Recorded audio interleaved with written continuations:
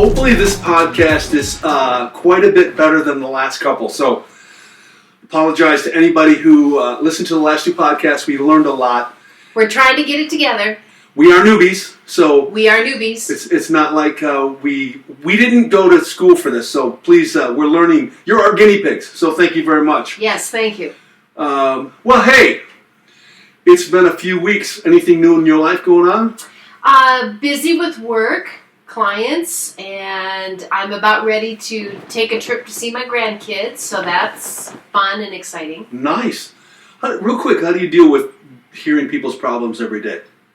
I really, over time, just learn how to, when I clock out, so to speak, I just shut it off because I'm tired, so fatigue naturally just helps me kind of slide the switch over to off. Right. And then to cope, I like to eat, I like to laugh, I like to shop, and that's just good de-stressors. And just where we live on the lake, so I just kind of look out at nature. That's a huge refuel my tank. Eat, shop, and what was the third one? Laugh. And laugh. Okay. That sounds like vacation right there. Yeah, and to be really, a good Christian, and truthfully, worship, putting on good music and just singing my brains out. Yeah. Yeah, that's really helpful. Good. I do worry about you because you listen to problems all day long, and then you have to go home and listen to problems all night long. Mitch will appreciate that. Just kidding, Mitch. Just kidding. But yeah, it's one of those things where to be, Dad always said, to be a pastor, you have to be a little crazy, and I think the same thing as a therapist because you have signed up to deal with issues all day long, and they're not yours. So right, but here's how, and this, I can't say this is some big thing about that I'm wonderful. It's more about, I think, God early on helped me to view clients. It's such an honor that they trust me. Right. And I try to always be very aware of what a privilege that is and really hold that as a sacred gift. And that really does help keep my perspective healthy. We're getting off topic, but I need to. How do you not tell people about if people come into my office and they share things that I'm like, oh my goodness, I can't wait to get home and tell Kim about this. And sometimes I don't because I don't want her to see the ugly side of people. But how do you keep from telling secrets? I mean, of what people tell you. Do you tell Mitch at all? Do you tell other people? Well, number one, as a licensed therapist, it's against the law to break that confidentiality. I understand that. So there's that. But then sometimes I will say I had some really intense situations, or I had a client with very unique or bizarre kinds of things, information they told me. And so that's enough. I can say that to Mitch without divulging any details or any identity of anybody. And usually if I talk in generalities like that, that's enough for me to vent and blow off steam. Right. That would still be hard for me, though. Yeah. Just to be honest. Well, one way to help deal with that, though, is I work in a large clinic with 14 other therapists, and part of our supervision weekly in staff is to debrief with one another. And so that helps. So that's a permissible place of confidentiality where therapists can confer and talk with other therapists about different situations, and that really helps. Yeah. I know. Yeah, that would, because they're dealing with the same things. Okay. Anyway. Okay. Without divulging too much of my own issues, I have someone in my house who is going through a divorce. Not me. And I was thinking, just recently in the news, it was a big deal because Tom Brady and Giselle are divorced or in the middle of a divorce. I'm sure there's going to be some ramifications with all the money that's involved in kids and everything else. Sure. But the media's talking about how they've already started to date. Tom Brady's been out and about, seen with a woman. Giselle has been seen scantily clad in bikinis with men or other people. My thought is this. Throughout the time that I've been married, I have had the question for me, if anything ever happened to your spouse, how soon would you get married? And I joke and say, well, my neighbor across the street is single, so it wouldn't take long. Meaning I am built for a relationship. I need to have someone. Right. But with that, there was a lot of talk on the media about how quickly these two have jumped into dating. There have got to be people out there who are in this world right now. I thought, let's take a stab and just talk about how soon is it to get back into the game to start dating after a breakup. Wow, that's a big question. Or a divorce, you know. Okay, so here's what I know from my counseling training is that we are built to want to re-establish our equilibrium, our homeostasis. Yep. And so we are kind of, most of us, hardwired to want to quickly get back into a relationship because that's what we've known. Even if it's a bad or destructive relationship, we really gravitate towards the familiar because that's what we know, that's what we're comfortable in. And then the other thing that we know is that loneliness is a huge driver of impulsivity.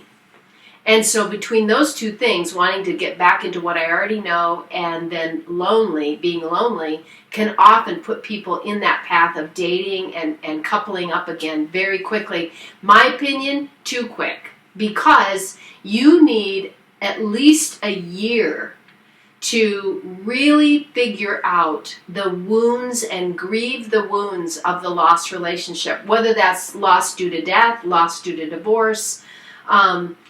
And when you start dating too soon, even if it's a really high quality individual and a good choice for your next potential significant person, spouse or whatever, if you do that too soon, you are skipping a huge process, and that grief and those wounds from your first relationship or your previous relationship, let me just simplify it by saying it's going to come back and bite you, and it makes it more complex and drags, so to speak, your baggage into your next relationship.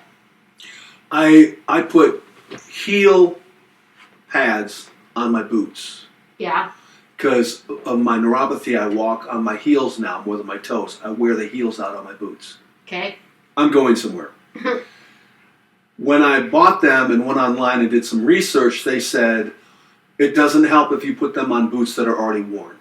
Oh. They're going to come off. That's good analogy. And so I did it anyway. And right now, the shoes that I have on, you'll see there's one that's on the right and not one on the left. But I've replaced them both 3 or 4 times. I've glued them, I've nailed them, whatever. Wow. I have a brand new pair of boots that I put them on right at the beginning. They've stayed on no problem. And so they said, if you really like the boots, like these are, the biggest example were cowboy boots that my grandpa gave me that, you know. They said then replace the whole sole and heel and everything and then put that on there.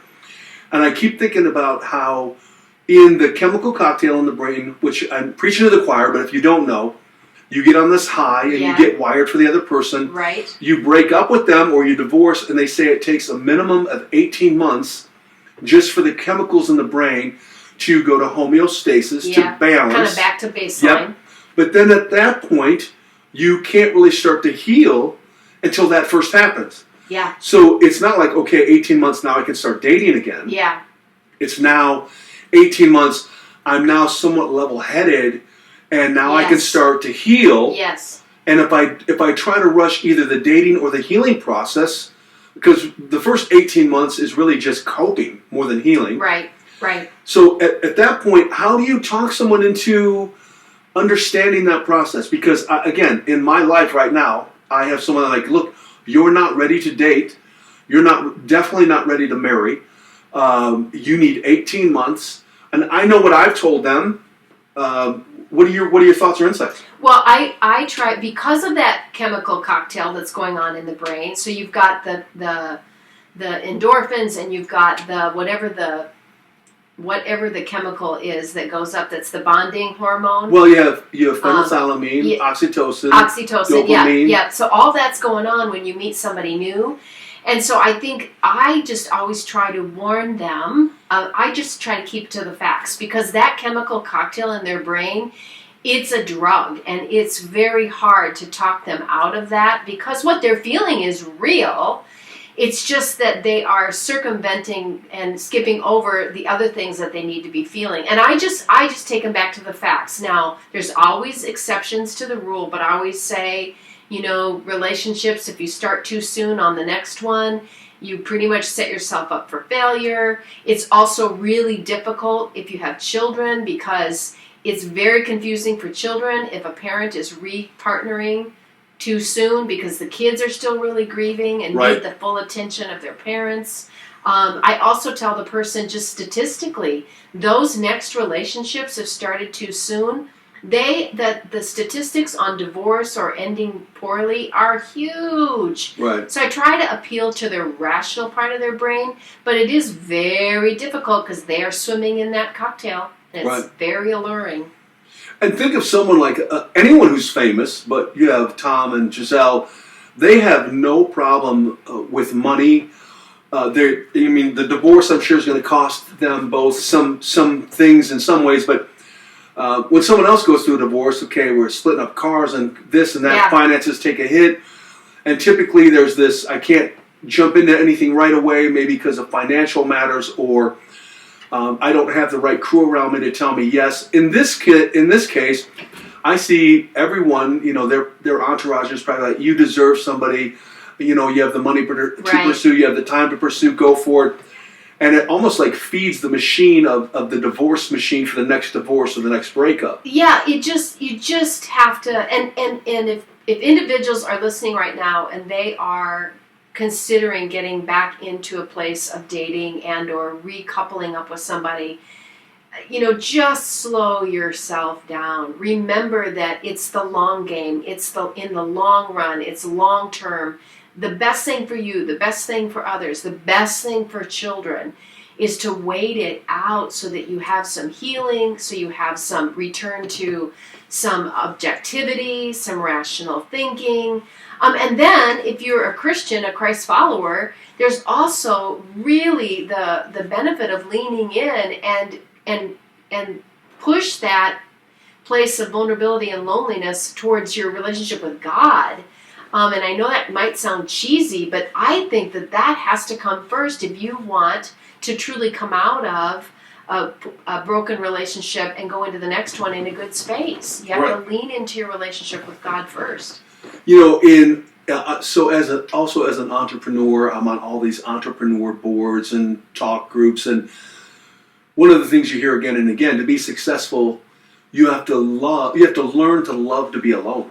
Yeah. Because there are a lot of things you're just doing all on your own, day after day, night after night, hour after hour. Yep.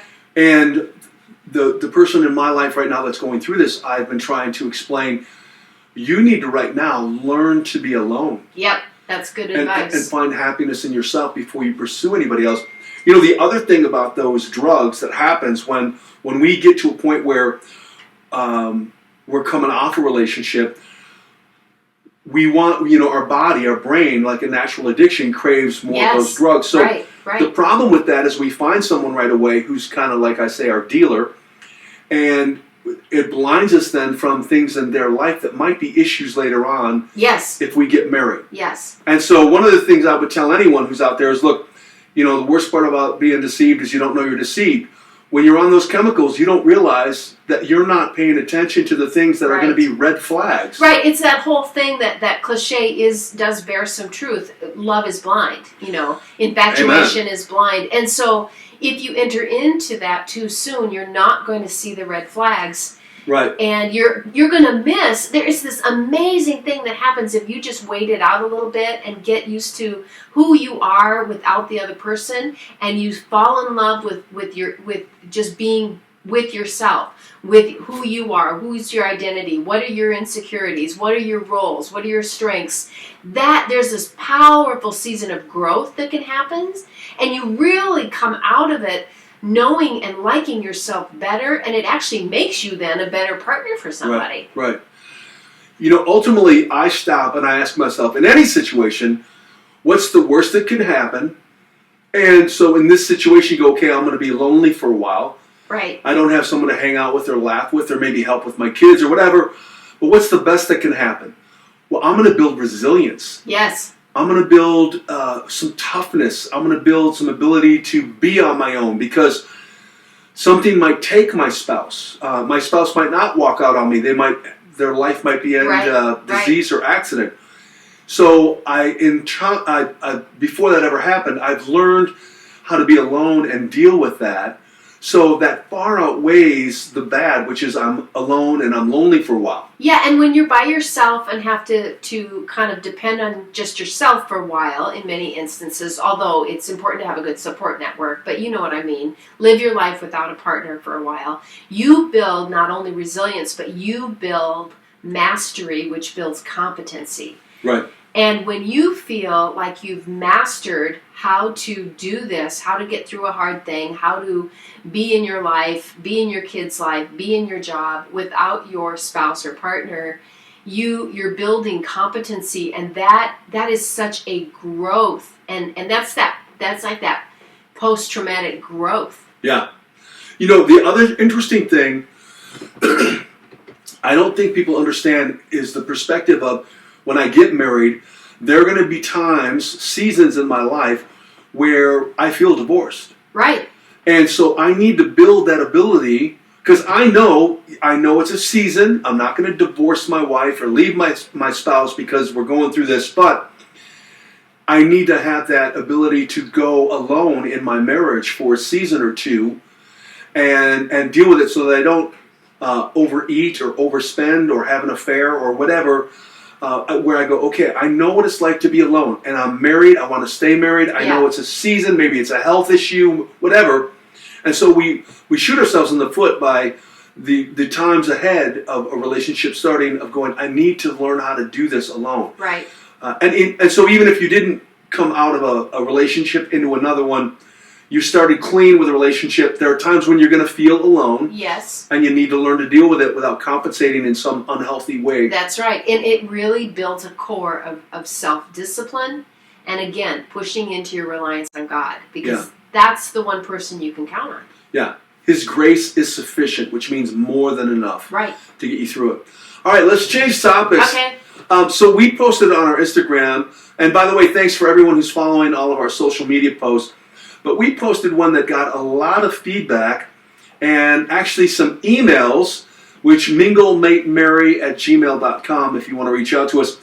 And that was the piece of advice that was posted, the best marriage advice ever. If you're smart about it, you'll rise above the inevitable setbacks and stresses of a shared life, and you will make it your lasting mission to bring out the absolute best in your spouse. How do you do this? You banish contempt. Contempt is an acid, and it etches ugliness into love. To banish contempt means that when your husband has given into his least attractive tendencies, his most fearful or fearsome, and when your wife has lost her focus, her patience, or her heart, this is the moment when you must exercise the X-ray vision I'm sure Yates would have mentioned if he'd known about Superman. This is the moment when you must see through the annoying, demanding, complaining, failing, faltering wreck in front of you and find the strong, kind, fascinating, functional person you know your spouse wants to be. So, easily read, not easily done. How do we change mindsets in our relationships and our marriage to see the best in a person while going through the wreck? Well, the old quote-unquote Sunday school statement, but still bears true, is really asking God to help you see your spouse as Jesus sees them. And that includes knowing and acknowledging and looking through the lens that as a human being, everyone is broken, including me. Right. And so when I look at Mitch through brokenness just because of his humanity, it softens the edges and helps me to simmer down and see him. I get much closer to seeing him as Jesus does. Right. And two thoughts. One is, we talked about this in one of our previous podcasts. My dad is my hero. I love him. He's the greatest man of God, and I can't say enough about him. But one of the only faults is that he didn't show us how to fail or deal with things. Right. So in perspective of my marriage, when I'm having a tough time, I just suck it up. I'm quiet and do it anyway. I'll many times mutter to myself the mantra, "This is what a Heckman does." You just do it anyway. So you work harder, you get another job, you get up earlier. This is what we do. But my spouse isn't made that way. Right. And so one of the things that helped me was, so there's a time in my life where I'm going, we haven't had sex for like 3 days, and I'm going to die. But the perspective came to me when I was going through chemo, and 2 times we had to go a full year without sex. And, many times you think, well, a woman doesn't need sex as much as a man, and that varies to different degrees. But still, the normal wife needs that affection, that connection, and realizing that she understood because I had a physical outward appearance that showed I was sick. Right. Lost 100 pounds. It's easy to relate and go, he's broken physically. Right. So right. I'm not going to put pressure on him. Right. But I've had to learn that there are times when she's broken emotionally. Yes. Or mentally, and I can't come home and say, suck it up, buttercup. Right. Just, this is what Heckmans do. Because if I saw her physically broken like that, I would say, why, I'm obviously not going to whine or complain. It's nothing she's not in control of getting cancer, but the same way she's not in control of this emotional issue or this mental issue. And so that helps me. And the other thing, which, sounds glib, but I go back to the times when we are our healthiest and most vibrant and laughing and connecting and go, that's who she is. Yes. That's who I fell in love with. Yeah. And she didn't change as much as, again, it's just a season. Right. And keep that as my perspective. That is a great perspective because we, again, so often take action based on what is going on in front of us right now, how we see them right now. Oh, I see Mitch's, what he's doing or how he's being, and to me it's negative or it's hurtful, and I want to act on that right now. And it's actually, no, slow down, zoom out, and no, this is just, might be just today, or it might be just right now in this season. This is not the totality. This is not who he or I have always been. Right. It's only a part. It's a section or a shade of him or me. And I am so wise to just say, God, give me the mercy and the compassion and not be driven to be reactive, but see them as Jesus does and try to respond accordingly. And it doesn't mean you just, locked your lips and you don't get to acknowledge, hey, this is hard for me too. You have to have good, honest communication. It doesn't mean you deny this is a hard thing. You have to have trusted people and a good relationship with them so that you can say, this is the season we're in. And at the appropriate time, talking together about it as a couple. So it doesn't mean you just deny it and pretend till it gets better. But you do, I think, you do yourself a favor by taking a deep breath and, as you said, just reminding yourself, this is a season. Just hold on. And help people understand, and again, I'm trying not to read too much of my own past into this, the issues that Kim and I have had over time. We all have issues, but help the spouse understand who's sitting here listening going, but they're never going to change, or we're never going to get through this season.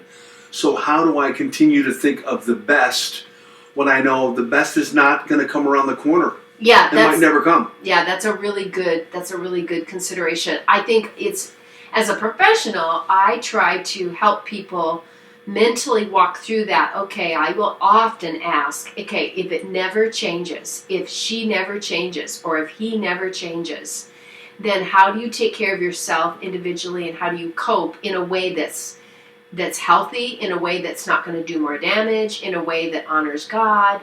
And I think one of the most freeing places to be, and this is a hard place to get to, and maybe because we've both been married a lot of years, it's easier now, but the freeingest place to be is for me as a wife to be able to say, even if it's never any different, I still love him. Right. I'm still called to this covenant of marriage. I'm still called, as God has put on and affirmed in me many times, to keep the vows I've made, and to walk people through that, for people to say, yep, that's right, my spouse may never change. And it's a wound that you learn emphasis on the word learn, you learn how to carry it. So as a non-professional, I would say one of the things that I'm always trying to tell people or teach people is you can be in an unhealthy relationship and you can be healthy. Yes. And so we so many times put the onus on our spouse. For me to be happy or healthy, you have to shape up and change and do this. You have to be healthy. You have to be happy. They don't have to be. Right. I don't need someone else's. I don't need someone else's behavior to change or for them to their state of mind or emotions to change so that I do. Yes. I mean, I'm going to be a thermostat, not a thermometer. That's right. So I know there are a lot of people out there. One of the first things I hear all the time when couples come in my office is, well, they literally just turn and look at their spouse and then talk about all the things that make them unhappy. Yeah. And I'll stop them and I'll say, okay, but you can be happy regardless of that. Yeah. Well, that just doesn't seem possible. Lots of excuses, but all of us have to learn, much like learning to be alone, that I can be happy even if I'm in an unhappy relationship. That's right. Otherwise, the very first speed bump you hit in your relationship, you're going to bail. Like, you didn't make me happy. And then the whole myth of I married the wrong one. Right. They don't complete me, which is a myth. Maybe we'll cover that sometime. So, well, the classic book, and of course, this is going to be one of our biggest things in our podcast. We forget who authored what, but anyway, the book Sacred Marriage, and the famous quote from that book: "What if the purpose of marriage is not to make you happy, but to make you holy?" Right. And that, even now, even though I read that book probably, 30 years ago. Gary Thomas, there you go, people. Gary Thomas, Sacred Marriage. That is a profound statement, and that kind of, for me, is a plumb line. That brings me back to center of, marriage is not about making me happy. God says, I am interested in your character.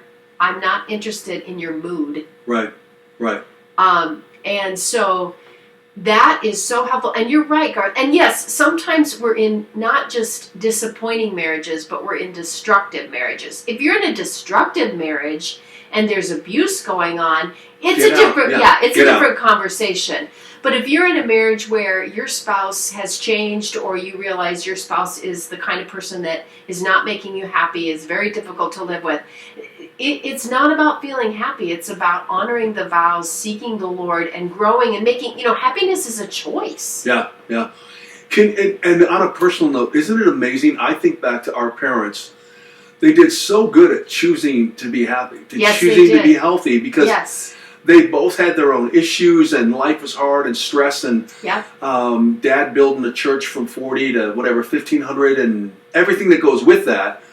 It was a great environment to grow up in, and many times I remember Dad saying, you get to choose your response. You get to choose to be happy. Yep. So cool. that was really deeply imprinted on all of us. I know, chose to be happy. Yeah.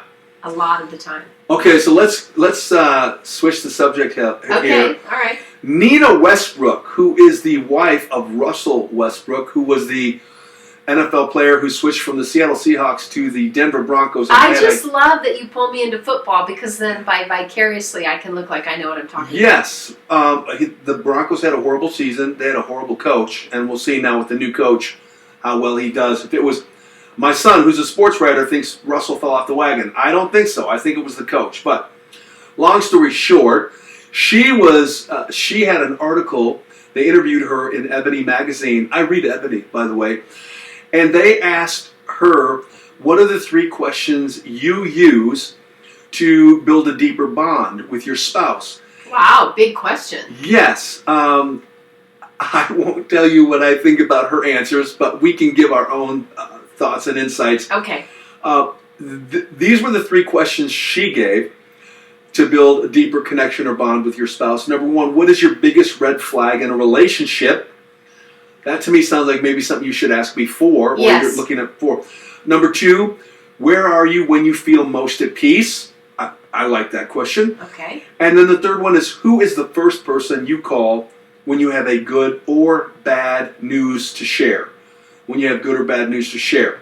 Again, the great questions if you, again, want to try to build that deeper bond. I I don't necessarily agree with those, but what are your thoughts? I'll give you my thoughts when you're done. Wow, okay. So, off the top of my head, questions to ask to build a deeper bond. I think if we ask our spouse, or anybody for that matter, what is the hardest thing you're facing right now?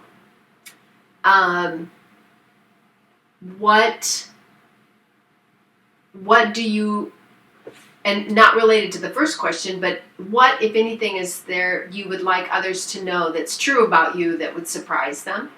I like that. I would ask just a lot of open-ended, like, how are you, really? Right. How are you, pause, really? Right. I like that. One I've asked men to kind of find out where they're at is if you could have any escape plan right now, what would you do? Oh, that's a good question. And recently told me I would get a prostitute, put in a chew, and go to a beach somewhere with an ocean. And this is a strong man of God. Okay. And he said, that's just my flesh. So I asked that because my follow-up question is, where's that stress coming from? Yes, and see, that's a great way to crack the door open Yeah. for them to really speak from their heart. Right. So I like that. The other one I like to ask, just thinking specifically of my marriage, is many times, because my wife's upbringing was very traumatic, I'll say, with what you're going through right now, does it remind you of a time when you were younger? Oh, that's very, very good question. And a lot of times, even now being married 38 years, she'll pull something out that she's never shared before. Right. And you go, wow, okay. And again, it helps open up the door for conversation. Well, and one of the classic questions we ask as therapists, which kind of would also fit for building a strong bond, is asking my husband, if you could wave the magic wand, what would make your life perfect right now? Or what would make your marriage perfect? Or what would make our lives perfect right now? $1 million. Right. Bring on those lottery tickets. Well, great. Hey, we just hit about 30 minutes. This has been good. This has been real good. So in parting, real quick, minglematemarry.com should be up and running by the time this podcast hits. You can find more information there. We've got some great swag that I think is pretty cool. We also have some tools for sale that would help you and your spouse.